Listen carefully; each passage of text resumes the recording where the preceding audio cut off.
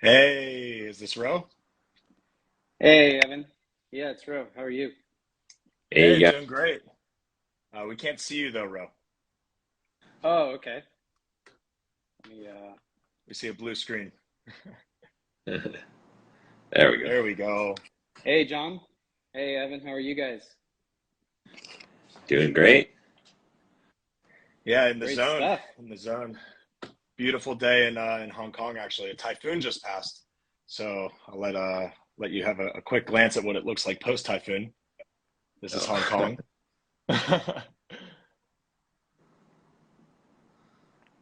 But yeah, ready to rock and roll. Are you back in San Diego, John? Yeah, yep. I'm back in San Diego. So yeah, nice trip to Hawaii was good. Yeah, But nice. yeah, Well, t tell us a bit about your trip. Would love to hear about it. yeah. Well, I got engaged, so that that was big, Saw that. and Congrats. yeah, did thank you. Yeah, did that at like the luau, and yeah, did like 3 days I think, or yeah, 3 days in Oahu, and then 4 days on Maui. Went and did like the Atlanta Submarine, the Paradise Cove Luau, and then trying to think. Oh, the Polynesian Cultural Center, right? Kind of the staples. And then went to Molokini in Maui, which was a cool snorkeling trip. But yeah, it's a Oh, good time. very And did the nice. road. Yeah, yeah, yeah. Yeah. You Did spent you some find time it to over be there, right? crowded?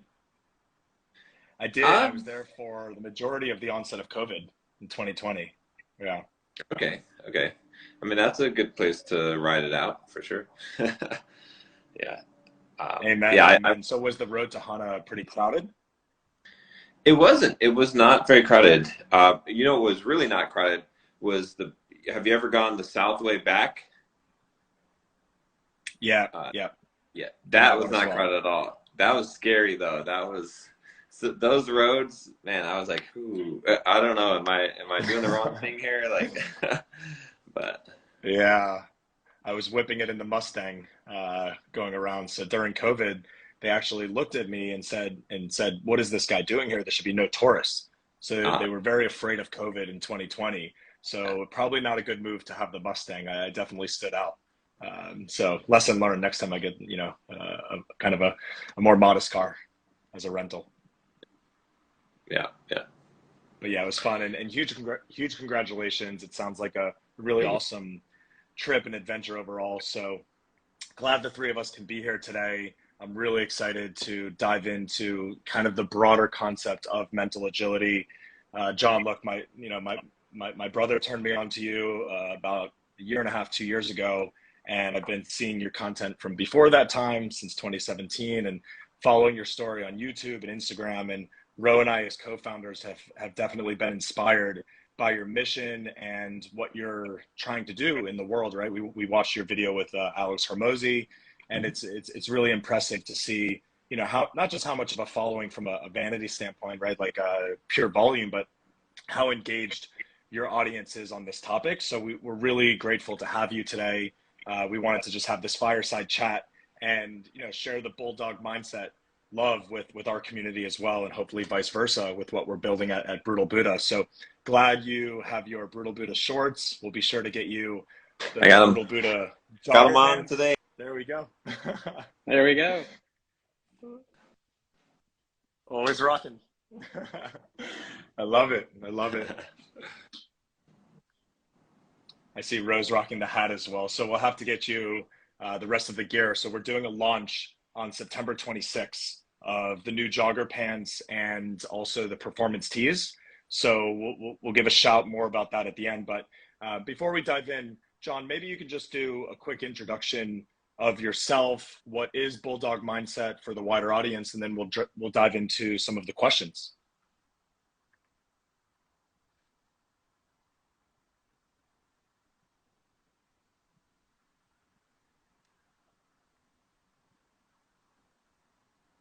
Oh,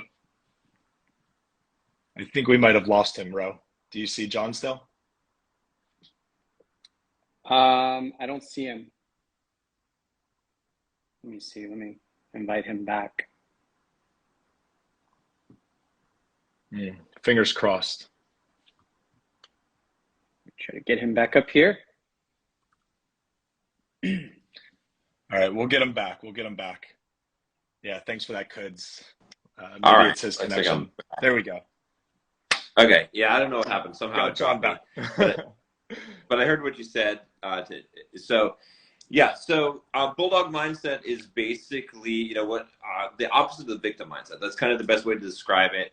I really focus on teaching men how to be men, not just the old kind of macho style of masculinity, but how to be what I would call gentlemen, right? Men that have backbones, live by principles, don't allow people to disrespect them and have boundaries, but are also kind human beings who treat other people well, and with respect, and carry themselves well, have emotional mastery, control themselves, and are successful in life. That's what I teach. Really, it's getting rid of the victim mindset, taking personal responsibility for yourself. And so my content is pretty wide because there's a lot of stuff to cover there. Mindset is the pillar of everything in philosophy. And then from there, it branches into fitness, into finance, building business, investing in real estate, and the relationship and dating aspects of kind of social things, because you have to, I think, a really holistic approach. You really have to work on all of those areas of life to really be what I would call a successful man. Yeah, I love that. I love that. And just by way of quick introduction, I want to introduce to you who I consider to be a successful man as well, my co-founder, Ro. So Ro's on the line as well. I think it's the first time you guys are formally connecting. So for this call, John, basically, I have a few questions I've prepared. I want to just make it a light conversation, fireside chat. And Ro, feel free to jump in if there's any kind of spin-off questions that come to mind. So the first one I have, and some of these come from our audience as well, is there's so much debate around stoicism, reducing emotional intelligence, perhaps, right? Because you live so in the moment, so hardcore in the moment, that you're not tuning into, what you felt over the last few hours or days. And I personally believe it's a tool to enhance emotional intelligence, but I wanted to see if you could shed some light on how it's helped you overcome life's challenges personally.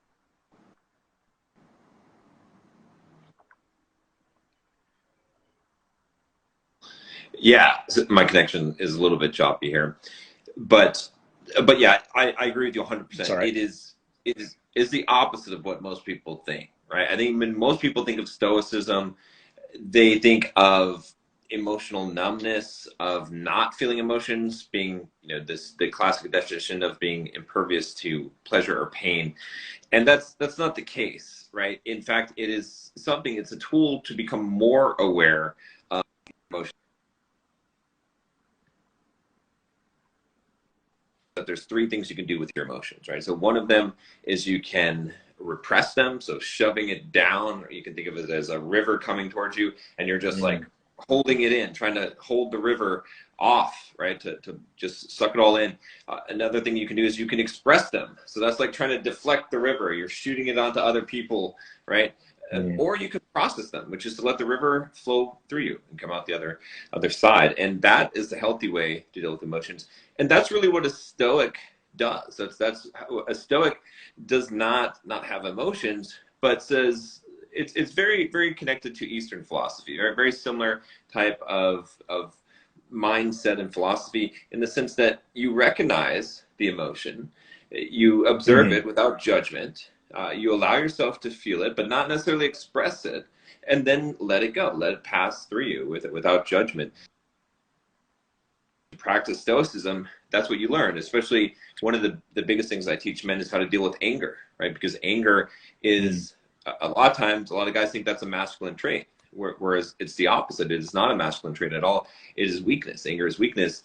And guys get upset when I say that, but the reason why is because if I can make you angry, I can control you. I can push a button and I can make you dance monkey, and so that's not someone who is strong. And so helping guys to deal with anger, stoicism does that, right? Stoicism helps you to manage all of those emotions, really to develop emotional mastery, not emotional dissolution, right? So the emotional mastery is really the biggest, probably the biggest benefit of stoicism, because we are emotional creatures, and a lot of times the coping mechanisms that many guys use to deal with emotions, because they tried wearing their heart on their sleeve, and they've gotten their heart broken and made fun of and bullied, is they become emotionally numb. So instead of opening, they close. And when they close, they are able to block out the pain. But what ends up happening is they also block out the love. And so the world loses its color, becomes black and white. And so through Stoicism, you can reopen again and do what I call is feel the pain and keep on walking, where you're still open, where you feel emotion, but it doesn't influence or control your actions. I love that, John. I think it's so important for people to recognize that emotions are okay. It's okay to be angry. It's okay to be sad. It's how you cope with those emotions. So it's a nice segue to the next question. And that's around, what are the daily practices that you implement to cope with whether small or massive life altering events, that can cause extreme stress in the day to day? The biggest one is amor fati, right? The love of fate.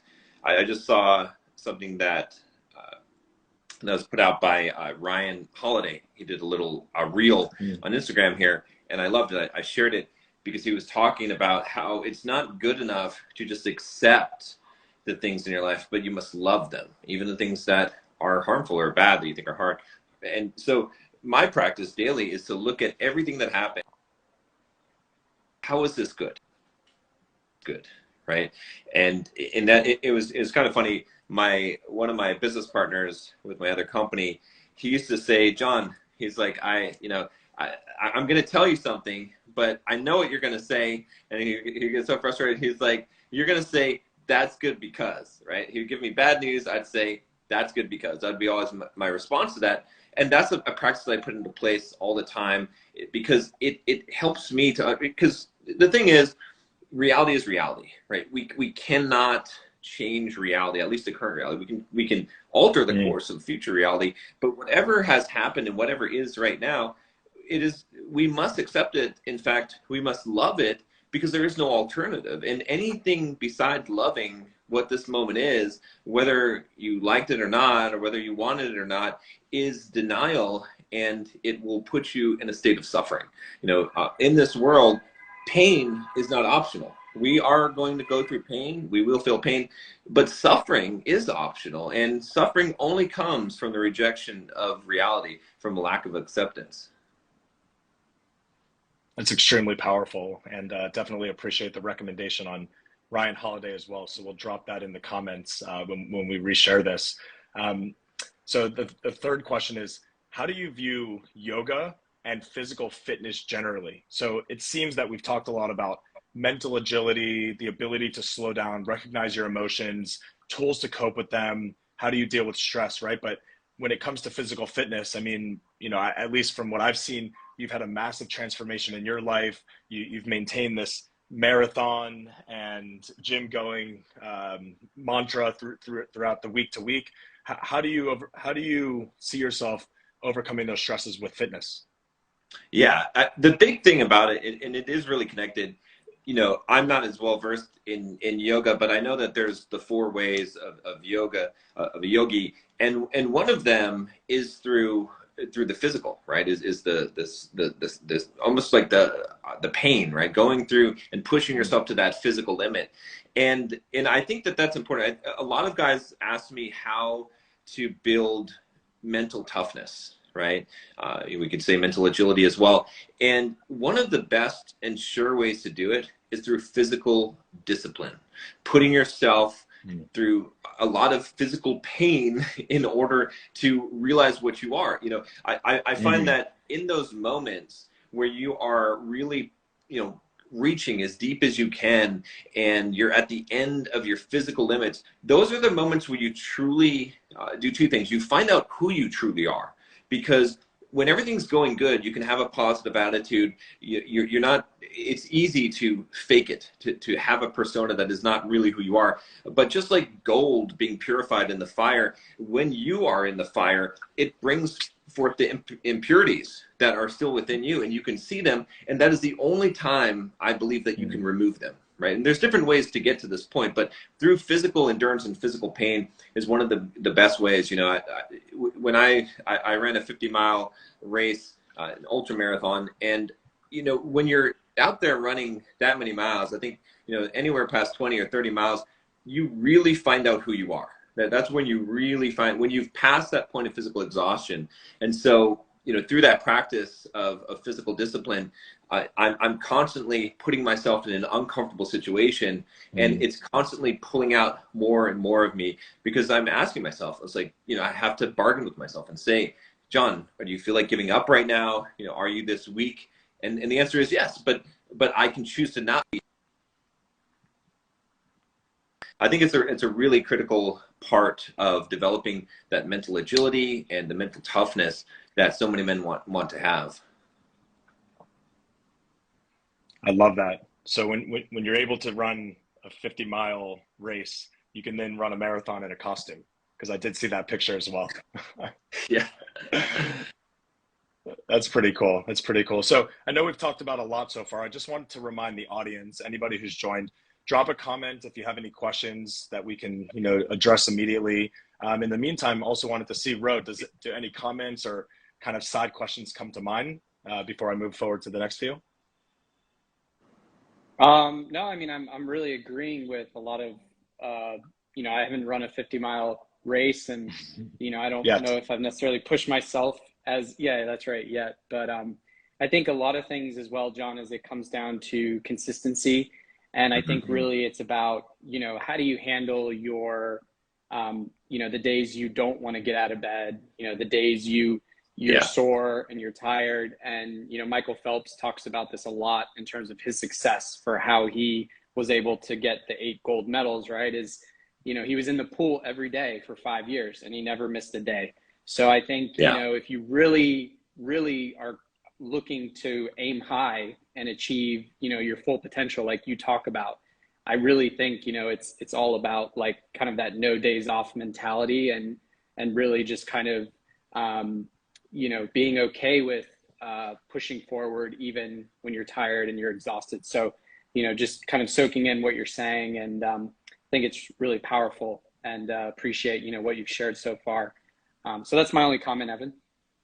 Nice. And those are opportunities too, the days when you're tired, the days when you really don't feel like it, those are the opportunities to grow. And so that's what sometimes I wake up in the morning, I wake up at 5:40 to go do my run. And there's plenty of days where I didn't get enough sleep and I'm like, oh man, I really don't feel like running up in mountains and pushing myself. And then I have to think to myself, this is an opportunity. Because I have so much resistance, me going on a day when I feel like it, that's fine. It's good. I still get some training in. But on this day, if I get up out of bed and I go out there, that means something. That's something that most people won't do. That's something that's going to move me forward in my journey in life and progress myself. So it's a powerful opportunity.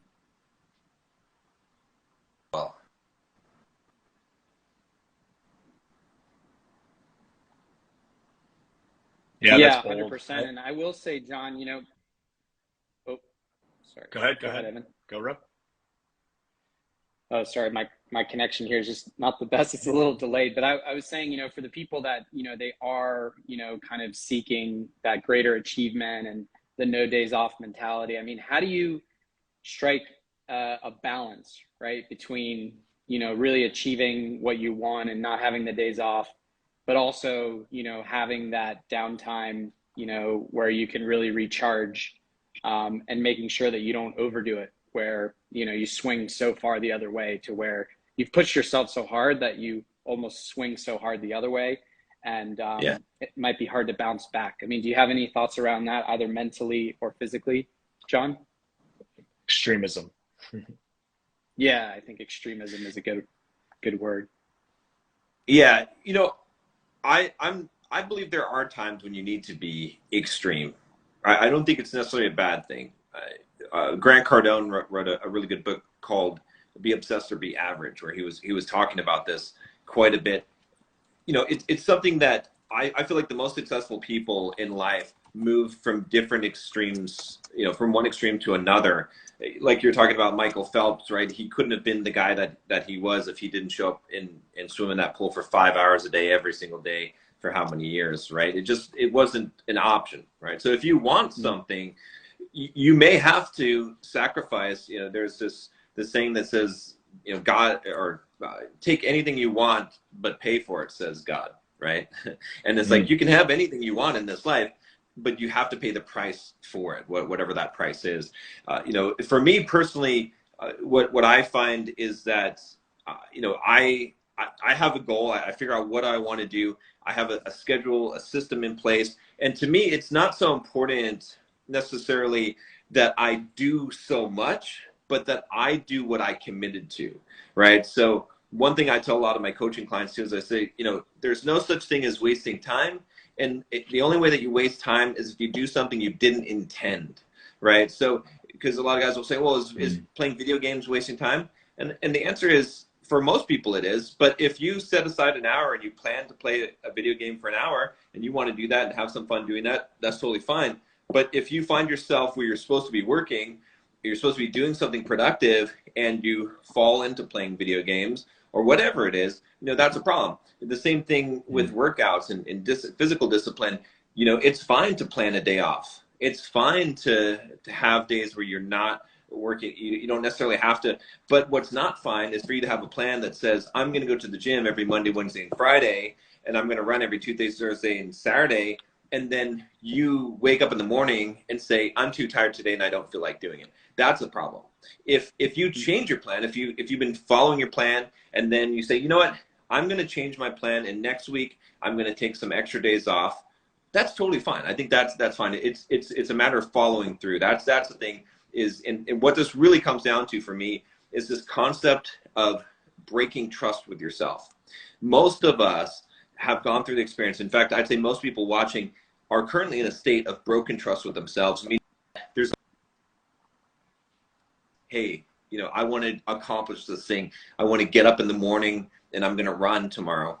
But there's this part of you that knows that's BS. That guy, he's not serious. He's not really going to do it, right? Because you don't actually trust you. You don't actually trust that when you say you're going to do something to yourself, that you actually follow through. And this is a very dangerous place to be because it's a place of losing all the sovereignty over your life, right? And you become a pinball in a pinball machine if you don't have that trust with yourself. So for me, the reason why a lot of these things are life or death is because I don't want to break that trust with myself and then lose control over myself, become a person strapped in the backseat of the car that is my own life while someone else is driving, right? I want to be in that driver's seat. And the only way we can do that is if I can have a thought in my head and then I trust myself that I will execute on that thought. And so that's what it really comes down to for me.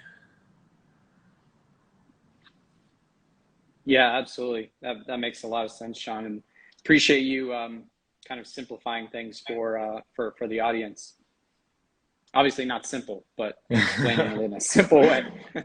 not as simple as programming. So yeah, that's right. Definitely impressive to see, you know, just how much you've absorbed over your years from obviously reading and experiences and speaking with, you know, like-minded and diversified minds on these topics. So just curious, do you have plans to write more books on the topics? What's coming up for Bulldog Mindset as it relates to some of these, you know, these general topics? Yes, that's a good question. I mean, I would like to write a book, a really, you know, a more mainstream Bulldog Mindset book, really talking about the mindset and a lot of these concepts. I feel like over the last, you know, so many years, I've developed a lot of different philosophies about all of these questions. A lot of these things I've already pondered and thought about a lot, and I feel like I would like to, you know, put that out there. For me, I've just got so many projects going on at different times, but I think I'll see it maybe in a year or so. Within, it'll be time to sit down and write another book and write that. You know, I think this next one kind of intimidates me a little bit because there's so much that I want to do in it and so much I want to get right. And I really want it to reach a wider audience and be a really well-written mainstream book when I do put this out here, because I feel like I only have one shot at this. Yeah. So we'll see, but I would love to do it. That's so cool. That's so cool. So I know we have maybe a few more minutes formally, but if we can go over a few for Q&A, that would be great. So Yep. the next question I have from the audience is really around boredom. So, if somebody is starting to hit a point where they haven't aligned with their purpose, they haven't necessarily found that thing that gets them out of bed in the morning, even if you're exhausted, right? Like for Brutal Buddha, Ro and I get up, and even if we've only slept a few hours, usually we get at least 7 hours. But if we haven't, Yeah. and we get 4 or 5, we still are so hungry to go after it, right? We'll nap later kind of mentality because we believe so much in our mission and our vision, to help transform the world and, similar to you, prevent men from, from dying prematurely. We focus on longevity and the long-term, viability. So I just wonder, how do you address boredom when your clients come to you and talk about that? Yeah, the big thing about this is, well, let me start by backing up and saying how you can find your purpose in life, right? So my whole belief on the purpose is that you are automatically doing your purpose in life. You can't not do it. You're just not aware of it, right? So the way that I find my purpose, or find people's purpose in life, I think is in order to, is you figure out what is the one thing that you would do no matter what station you are in life, right? So if you're a janitor, if you're the president of the United States, what is the one thing that you would do no matter what station? For me, what it is to learn things, simplify them, and then teach them to other people, right? If I was a janitor, I'd be figuring out the best way to mop the floor and teaching other janitors how to do that. When I was a software developer, I did that, as with Bulldog Mindset, with my philosophy and the things I'm learning, I do that. So nothing could ever stop me from doing that. But what helps me is being aware of my purpose. That's what gives me the fuel. But even doing that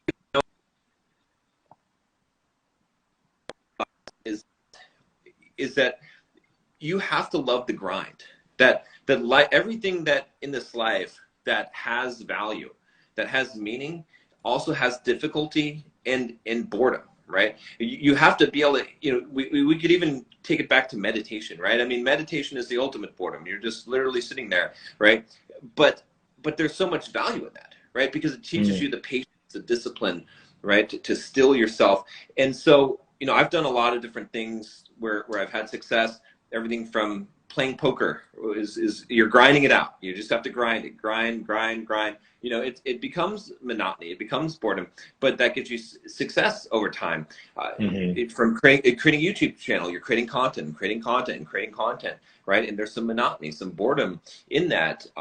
Writing a book, right? Some of the books I've written, it's fun to write a book when you're on chapter 1 and 2, but when you get past that, it starts to become something that you don't necessarily want to do, but you wake up and you do it anyway. And so you kind of have to get in this point of loving the grind. There's this really good documentary I saw on Netflix called Jiro Dreams of Sushi. And he's a sushi chef. He's been doing it for like 50 or 60 years. Yeah. And every day he does the same thing. But he makes an art out of it. He tries to make the rice as perfectly as he can, or each thing that he does. And so what I really gained from that documentary was this idea that it's not what you do. It doesn't matter what you do. It matters how you do it. And so you bring the passion, you bring your purpose to the activity, even if it's the most boring, mundane thing. It's all about you, because I've done a lot of things in my life, and there was a period of time where I sat in a cubicle and I said, well, if I could just write, or if I could just make YouTube videos, or if I could just, whatever it was that I wanted to do instead of what I was doing, I thought I would finally be happy then. And what I found was it didn't matter. Someone could give me the best job in the world, and at some point I will hate it, to a degree. It's a love-hate relationship, but it will become a grind, because all things become a grind. And so the problem was not the things, it was me. And what I realized was that it wasn't what I was doing, it was how I was doing it. And I could bring my passion and bring my purpose to anything that I was doing in life. And so when guys come to me that I'm coaching and they're complaining about that, the boredom and the grind, I tell them about the value in it, right? That it is going to grow you. Like, you have to learn to love this, and you have to change the way you're looking at things. Because if you're always looking for something to change in your life and not embracing the current moment, the now, the perfection of now, then you will never, ever be content in life. But whatever you think that you need nothing. All that you need, you have right now. And if you can recognize that truth, then you can be content and you can be happy in any situation. and then more things will add more to your life. But if you can't do that, then nothing will ever make you happy. Yeah, that's powerful, John. I definitely hear little tiny bits of Gary Vee's sentiments of forward looking. If you're extremely bored, accept that, acknowledge it, and look to see what is actually causing the boredom. Is the boredom temporary, or is it so long that you might not be doing the right things day to day that align with what your potential purpose could be? So I think that's a whole topic in itself, and it starts with Yeah. mental agility. Once you have Right. the mental wherewithal and awareness generally of the directions that you can go, then you're able to open up so many doors. So Ro and I have both experienced that in our lives, in our careers, in our relationships, and I think we're much better for it. So we continue to learn, from guys like you, and to us, we've seen you putting out content for the last 5-6 years consistently. So in some ways, you're like the Michael Phelps of YouTube these days. Definitely a big inspiration for us. So we open it up to questions for the audience. I want to be mindful of your time as well, John. I know it's evening. So another one is around communicating these mental challenges, right? So what are the pitfalls to avoid, and some suggestions around communicating the mental challenges amongst colleagues or family or friends? How do you express yourself? Any tips there? Yeah, the big one is, well, I have three big ones. The one of them is controversial. I have to explain a little bit, but never apologize, never explain, right? Now, the first one about never apologizing, that's the most controversial one, because people are like, well, what if you do something wrong? We apologize way too much. We apologize for who we are, the space we're taking up in the world, things that we shouldn't apologize for. A good test for this is, sometimes I'll catch myself, I'll be writing an email, and it'll be a couple days before I've responded to someone, and then I'll start off the email, oh, sorry, and then I have to delete that. It's like, no, I'm not sorry. Yeah. It is Sorry, what it missed is. your call. Yeah, it's ownership of it. Now, if you truly wrong someone, obviously you should apologize. But what's more powerful than an apology is to rectify the situation. And most people don't even understand what a true apology is, because a true apology is to acknowledge what you did wrong, to acknowledge how it made the person feel, and then to make restitution for it if possible. If you're not doing those things, just saying I'm sorry is just meaningless words and makes you feel better. So that's my first one in communication. The second one is and these last two are borrowed from Benjamin Disraeli, who first said never complain, never explain, and the second one is to complain. Nobody likes complaints. It doesn't matter. You may be struggling, you may be having a hard time. There's no need to complain about it. You can still talk about things, you can ask questions, you can ask for help with things, but complaining does no good at all. It doesn't help anything. It does not in any way produce any kind of productive sentiment from doing that. So don't complain. The third one is to not explain, right? And again, the same thing with emails. Sometimes I'll delete the I'm sorry, and then I'll say I was out the last 3 days, or I was sick, or whatever. Now I'm explaining, right? Again, that it's a weak way. It's not just accepting who you are, and no one likes an explanation as well, right? For some of my coaching clients, they have trouble getting up in the morning, and I have them show me their iPhone. I'm like, how many alarms do you have, right? And they've got like 10 alarms, at different 15-minute intervals. I'm like, delete them all, okay? And you can have one alarm. And they're like, well, what if I miss the alarm? Okay, so if you miss the alarm, then you are late for work.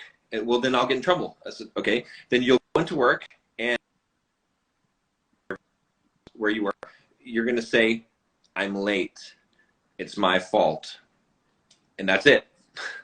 You're not going to explain that you missed the alarm, because again, this is where explaining comes in, because it's so much better to just say, I'm late. I have no excuse. It's my fault. If you say that to someone, they're going to say, Ownership. I respect this person.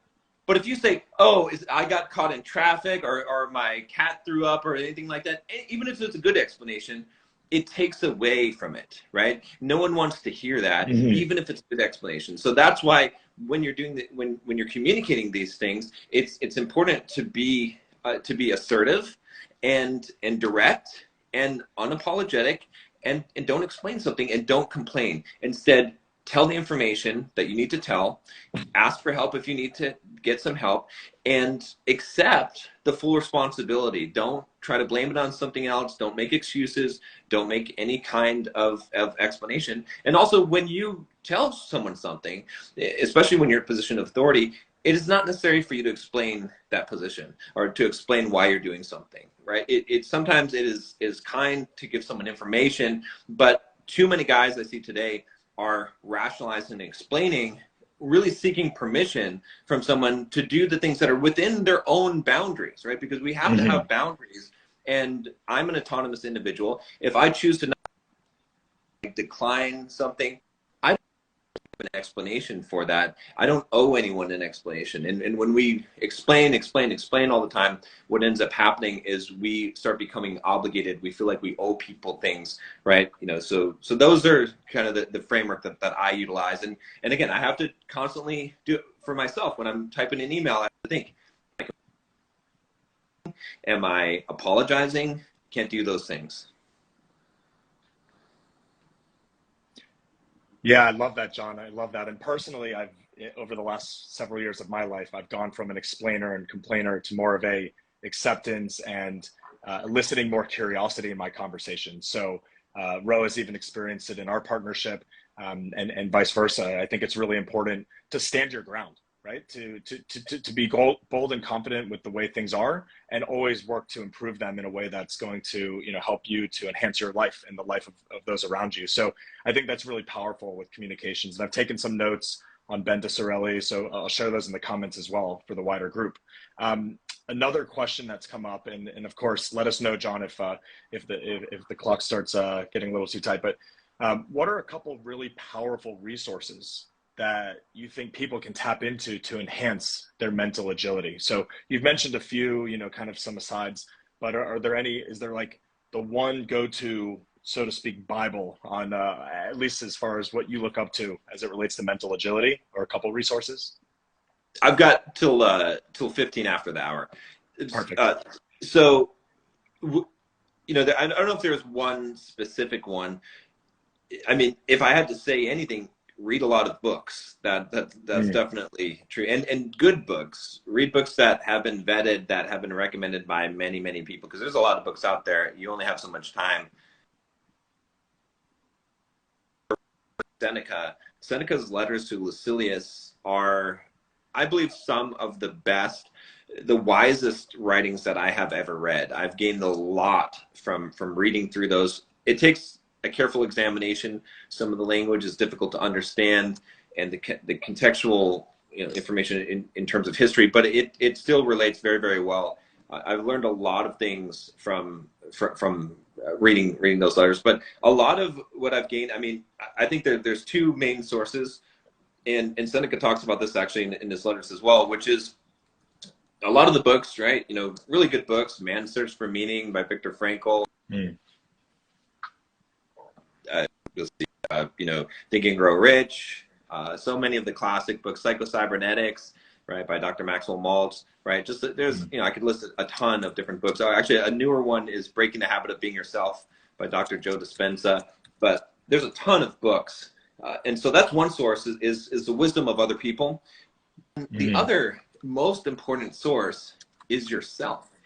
Is a lot of the things that I've been able to figure out and in my life have been from me just sitting down with myself and thinking it through and pondering it, right? Some of the things even about anger, I just went on a journey with myself and said, is it right to be angry? Does it make sense to be angry? Okay, where does anger come from, right? And just thought these things out. And I think there's a lot of wisdom that is within all of us.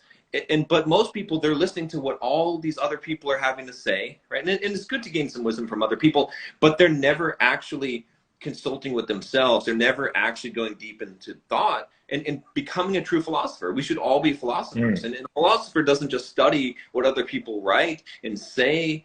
And, he does that, but he mostly ruminates on his own thinking and tries to work things out for himself and to figure out the meaning of life and develops his own life philosophy. So, I think that's a very, very powerful resource that most people don't even think to tap into. Yeah, so you don't have to be a professional dietitian to be in great shape and to push your body to limits. You don't have to be a professional philosopher or psychologist to tap into the mind, to explore stoicism, to look at all these dichotomies of thinking and philosophy and religion and kind of make your own sense of it, right? And not waste time, not do it when you're 75, 80 years old, although it's never too late, but to kind of start wherever you are today because there is no going backwards. So I think that's a really good way to sum it up. Would love to take the last 4 minutes before we jump here to see if there's any burning questions from the audience. We've had circa 30 to 35 on the whole time. Most people have stayed on. So a mix of Bulldog Mindset and Brutal Buddha fans. Really happy to have you as part of our community now, John. And yeah, I wanted to see, Ro, do you have any closing thoughts? Maybe you could share a little bit more about the launch on September 26th, and then we'll pass it to you, John, to wrap up about your coaching practice. So, Ro, over to you. Yeah, thanks, Evan. And John, really appreciate sharing all of your thoughts today. It definitely aligns well with, the mission and the vision that Evan mentioned, for Brutal Buddha at the beginning of the call. I mean, to us, it's really around, how do we help men live longer, healthier, and more fulfilling lives? And I think that third piece is really, really key, because it's great to live long, it's great to be healthy, but ultimately, you're after fulfillment, and sort of that ties into your purpose. So really appreciate all those thoughts. Just on the launch, we're still a relatively small startup that is, but the team has been expanding, which we're really excited about. We are based between New York and LA. So we've been, hiring more people, and we're really excited to launch new products. I know you're wearing our first product, John, which were the 3-in-1 original shorts. So actually we're going to launch a jogger pant, which will be the world's first performance everyday jogger. We're really going for the minimalist approach, and then we're going to have performance t-shirts as well. And those are coming out September 26th. We're going to do a pre-order campaign. So make sure you sign up to our email list at brutalbuddhagear.com. You'll get the best possible deals in the first 48 hours of launching. So be sure to stay tuned into that. And just really appreciate your time, John. And, Evan, I don't know if you, if you want to let John maybe talk a little bit about, I don't know, his coaching or, Yes. any of his books. Cause I know the Brutal Buddha audience would I'm sure find some of that quite interesting. Yeah, the financial freedom piece or whatever you'd like to share, John. So take it away to bring us home.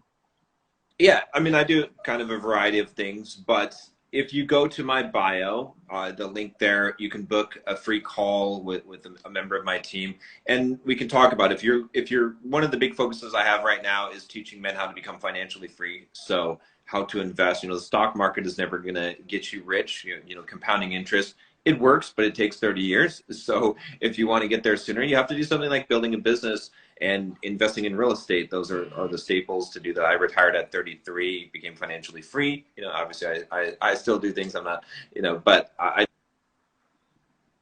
and so a lot of the mindset stuff, the coaching that we talked about today, I offer one-on-one coaching as well. Again, if you go through that same link, you can talk to my team about that. But yeah, it's been, I appreciate you guys having me on here. It's been fun. I love talking about this stuff. This is, the stuff I geek out on it. I think it's just, I don't know. It's the thing that gives me the most joy is to talk about this kind of stuff. The shorts. I love the mission that you guys have. I love a brand that has a purpose behind it. That is, something that just it's awesome, because then I'm wearing the shorts. I feel like I'm in alignment with my values and my principles, because I know that you guys are. So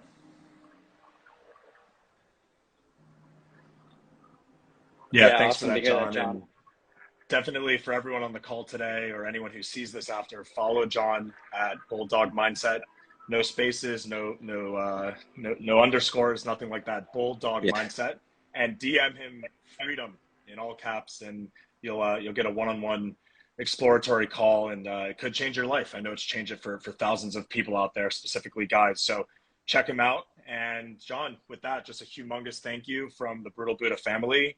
And we look forward to more collaborations in the future. So keep an eye out for that launch September 26th, and we'll get you into some new jogger pants and performance tees for those All gym right, I'm looking forward sessions. to it. All right, thanks a Sounds good. lot. We'll stay brutal. See you next time. Take care. Yeah, stay brutal, everyone. See you Cheers. Bye. guys. Bye. All right. Make sure you save it, Ro, to post. Yeah.